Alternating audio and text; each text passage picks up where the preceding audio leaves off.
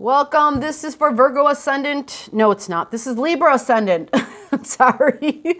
Libra Ascendant, Libra Risings. This is your December video, December 2019. I'm G. This is all astrology. Today is December 4th. Sorry. December 4th. Don't hang up. I'm here. I'm good. I'm clear. We want to find out about Jupiter in Capricorn in your fourth house. It's December 4th in your fourth house.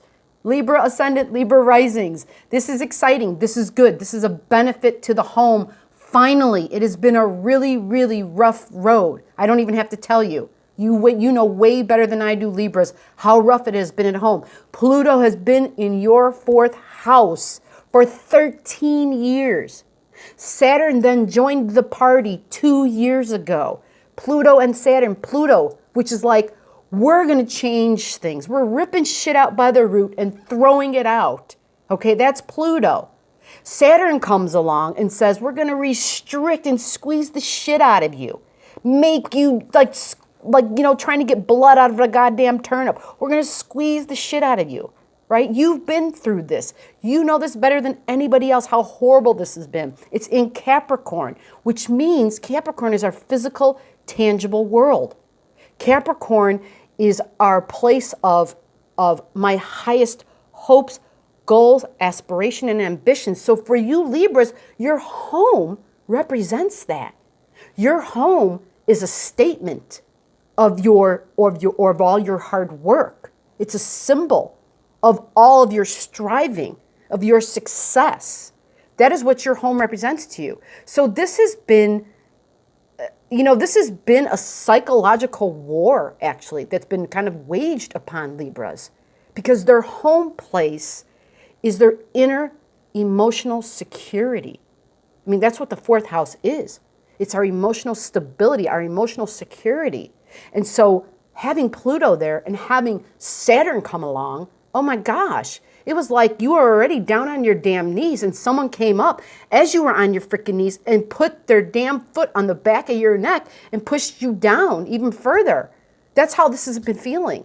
So I get it, and I empathize with you totally and completely.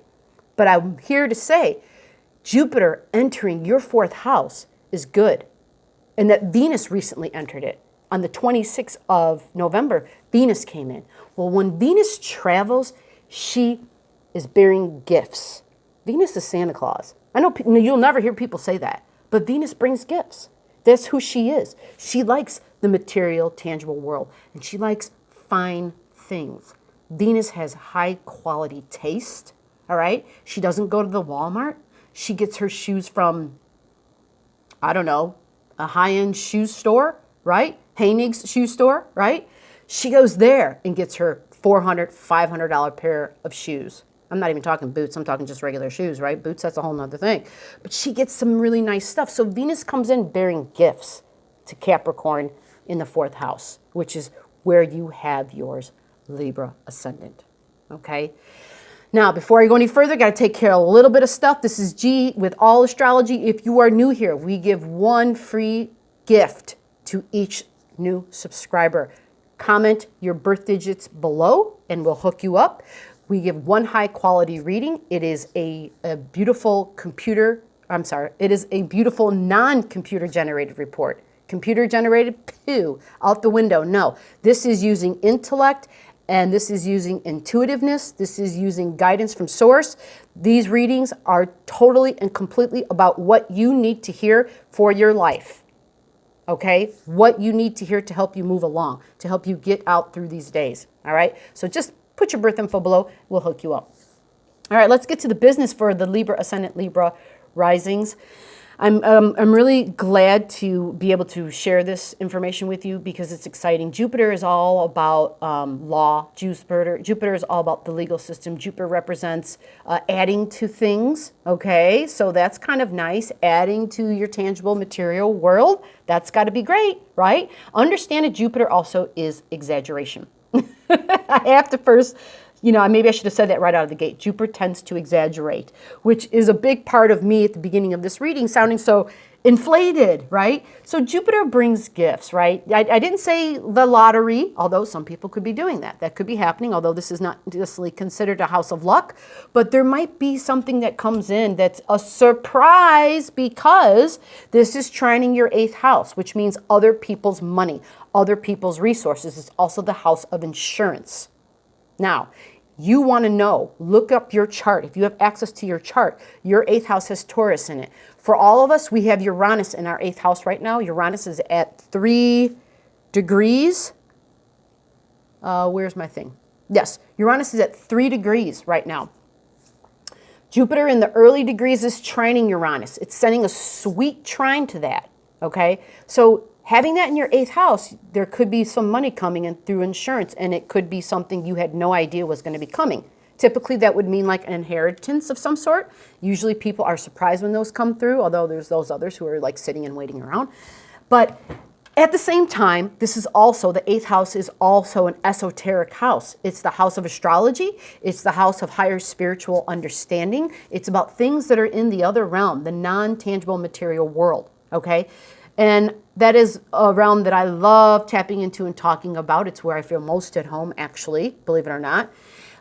It's a place where we connect in with spirit. It's where we say, I see dead people. I'm talking to dead people, right? Now, everybody in their astrological, energetic frequency grid has a different setup as to how they connect with spirit. Some people see, hear, smell. Some people literally feel the being within them, literally in their body, as though they're sitting in the other being's body. Okay, so it works differently for everybody. There's no wrong or right way when it comes to that. But understand that having Uranus in that house, I would expect, depending upon where you are in your level of living, in your level of being, how you either connect or don't connect with that invisible realm. Okay, but it is the house of the dead people. All right, I know lots of mediums where lots of planets in that house, and they just they go there without a problem, okay? It's very natural for them, all right? So at this time in your life, if you have lots of planets there, this could be heightened, definitely. And it could be a time also where people are literally manifesting things when they're connecting with spirit. They might be bringing in apports. Apport is a physical, tangible item that is left by the spirit realm, okay? I know, some of these things sound nuts, all right? But they're not. These things actually do exist. And if you're not in those circles, that's fine. You don't have to be. Energy is energy, and you have freedom, okay? This is just inclinations. These are just possibilities, ways that it can express. You ultimately, at the very end of it, choose how all this occurs in your life. But getting back to Jupiter, I'm loving the idea that it's sending a sweet trine to your 8th house because it should help with deeper things in the physical, emotional body. There's the 8th house is all about stuff that's below the surface. Now, let's talk about this, okay? We need to talk about this for Libras. Libras have a deep fear, and they probably aren't aware of it, and it has everything to do with physically, tangibly connecting with individuals, okay? And a fear of love connected to that. And so it's the idea of, I know someone loves me when they're willing to share their finances with me. And if someone's not going to share their resources with me, they do not love me. There is this fear. Everybody has this 8th house. And depending upon if you have planets there and how much is there or not, the 8th house is the house of Scorpio. And so when we talk about below the surface things, there's this emotional fear. And it's connected to how I merge with somebody intimately. And well, that can equate to love for people. So if you can physically connect with somebody, sexual, right? Or if you mentally or emotionally connect with somebody, that has so much to do with your understanding and your belief about love. All right? It's no coincidence that after the 8th house is the 9th house. The 9th house is my opinions and my beliefs, right? And that's the polar exact, geez Louise, that's the polar exact opposite of the 3rd house. They work on the same line of energy. The 3rd house is how I think.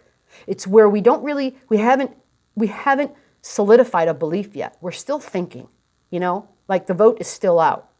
The 8th house is when we've taken the tally and we've made a vote and we've come to a conclusion. This is what I believe. Okay, so the ninth house, I hope I didn't say the eighth. The ninth house is the exact opposite of the third house, right? Thinking and belief.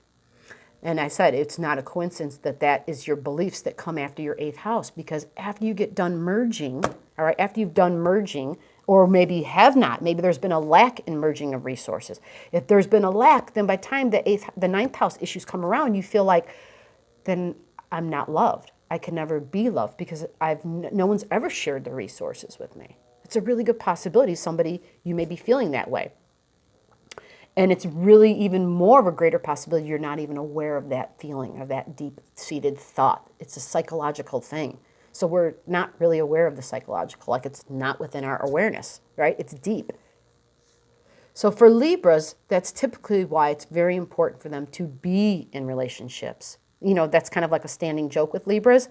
You know, they may be with somebody. I heard there's somebody who does some really great astrological jokes for signs. It's called like astrology roast. They're actually hilarious, and I would recommend them because they put a funny spin on all the signs, you know, the vices and the virtues. And for Libras and some other signs, for Tauruses, they would say, you just go out on a date and you're already making dinner arrangements for the next night. Or you're, you know, by the second or the third night, you're asking for a marriage proposal type of thing. Because being in a relationship is so important. The idea of being able to merge and bond, there's such a fear of not having that Libras would rush into it. Okay? Libra Ascendant, Libra Risings. Anyway, so that was to kind of help you to understand the background psychology of the eighth house. And now that we understand that, and Jupiter has just entered the party, it's in Capricorn. Now, Capricorn energy is, let's do this. Let's make this happen. To better understand that even more, because that's me. I'm loving the digging. That's all about me, man. I want to get to the root of it. I'm a Pluto person if there ever was. I need to get to the root. Get to the root, get to the source.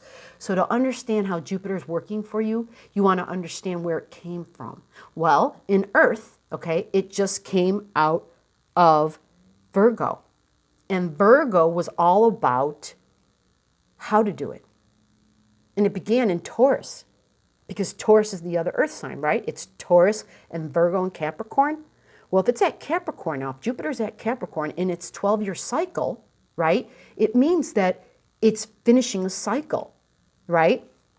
It finished a cycle and it's beginning a new one. All right, so it's in this house for the next year. Okay, it is in your fourth house for the next year.